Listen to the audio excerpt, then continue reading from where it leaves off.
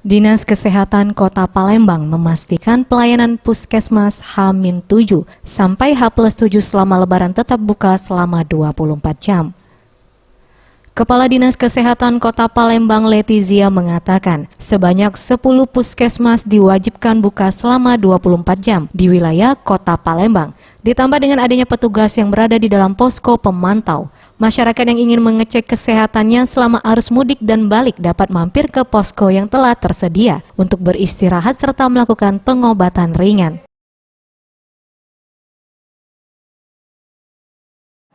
Apalagi kan nanti ada cuti bersama pada tanggal 3, 4, 7, dan 8, kita tetap buka seperti biasa puskesmas. Ya, jadi mereka dengan sistem weekend. Selain itu kita juga menyiapkan puskesmas yang buka 24 jam. Jadi kita ada 10 puskesmas yang buka.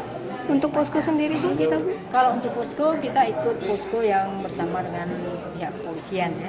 Posko yang di Bundaran Air Mancur, kemudian posko yang di Palembang Icon, dan satu lagi kita tetap buka 24 jam ada yang di kantor Public Safety Center. Bukan hanya melayani perawatan ringan, puskesmas yang buka 24 jam ini juga dapat melakukan perawatan lebih lanjut dengan melakukan rujukan ke rumah sakit jika memang dalam keadaan mendesak. Tim Liputan Sriwijaya TV.